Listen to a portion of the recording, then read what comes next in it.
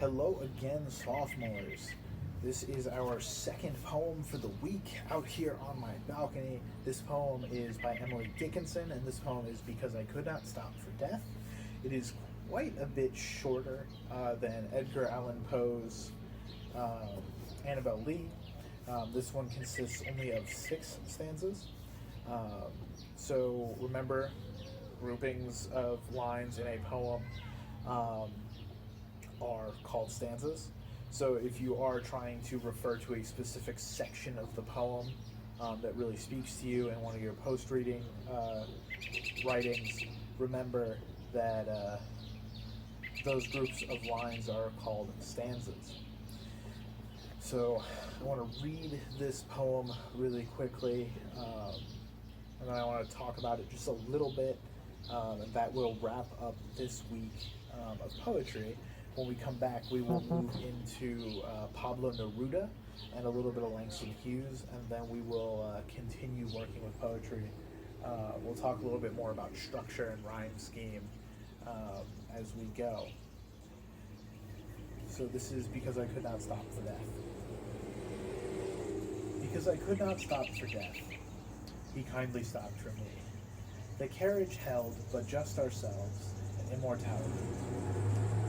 We slowly drove, he knew no haste, and I had put away my labor and my leisure too, for his civility. We passed the school where children strove at recess in the ring. We passed the fields of grazing grain. We passed the setting sun. Or rather, he passed us. The dews drew quivering and chill, for only gossamer my gown, my tippets only tulle. We passed before a house that seemed a swelling of the ground. The roof was scarcely visible, the cornice in the ground. For then 'tis centuries, and yet feels shorter than the day I first surmised the horses' heads were toward eternity. So that is Because I Could Not Stop for Death. And this is a poem about death itself. There are a lot of great literary techniques in here. Emily Dickinson personifies death. She says, because I could not stop for death, he kindly stopped for me, as opposed to it. When she says he, she's giving death person-like qualities, which falls into the realm of personification. So she implies, too, when she says we slowly drove, she's saying that Death and I were in this carriage together, and we were just kind of cruising on by. I think that this poem kind of talks a little bit about this idea of that people have of your life flashing before your eyes. One thing, too, that I want to point out is that house is a metaphor in the 5th stanza there. And she says, we paused before a house that seemed a swelling of the ground. So when you think of a grave, typically graves have a little bit of a mound of dirt. And if the cornice or the ornamental roof, which cornice is one of the words in your vocabulary on page 7, if the ornamental part of the roof is in the ground, the house she's referring to is her grave, her final resting place. Now again, I'm assuming the narrator is female, based on the way she talks. She implies that she puts away her labor and her leisure for his civility.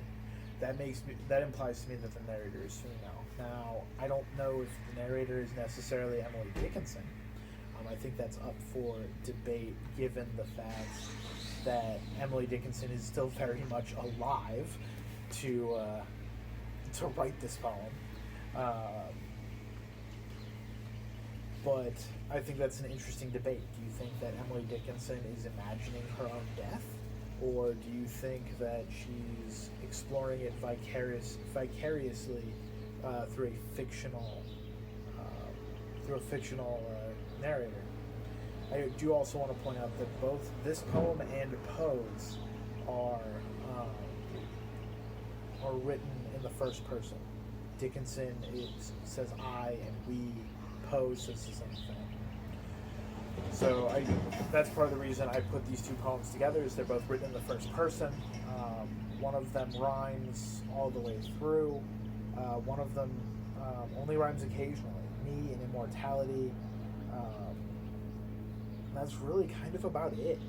Dickinson really doesn't rhyme very much in this poem, so I wanted you to have two poems that were similar yet different to think about and to compare in your post-reading for this one. This requires you to do a little comparison of the two poems. You can use some of the things that I just mentioned. In fact, part of the reason I mentioned them was to give you a couple of hints. Now, this post-reading assignment is a little bit longer. It's about 3 paragraphs. So you should have an intro, probably some body, paragraph, maybe 2 if you're feeling ambitious, and then a conclusion. So kind of format it more like a miniature essay, and that will wrap poetry for this week. Again, if you have any questions, concerns, comments even, if you want to talk about any of the poems, please feel free to reach out to me either at my email or at my phone number through text or call.